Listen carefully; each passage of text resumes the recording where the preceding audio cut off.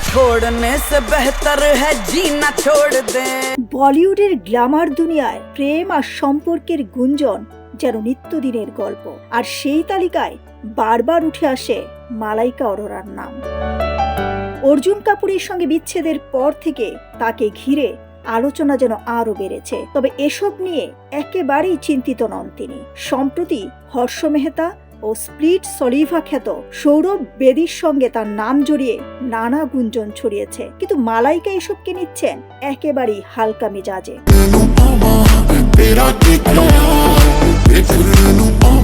এমনকি নিজের ছেলে আরহাম খানের সঙ্গে বসেও এসব নিয়ে হাসাহাসি করেন তিনি। একটি অনুষ্ঠান থেকে শুরু হওয়া গুঞ্জন, বিদেশ সফর আর একটি নাচের ভিডিও, সব মিলিয়ে জল্পনার আগুন আরো বেড়েছে।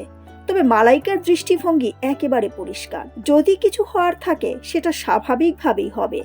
আমি এখন যা আছি তা নিয়েই খুশি।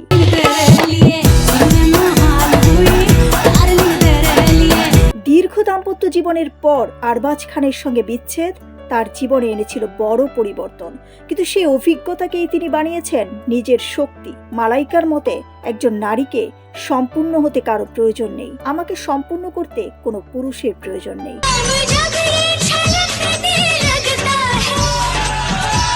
গুঞ্জন আর আলোচনার বাইরে নিজের মতো করে ভালো থাকাই এখন মালাইকা অরোরার সবচেয়ে বড় অগ্রাধিকার।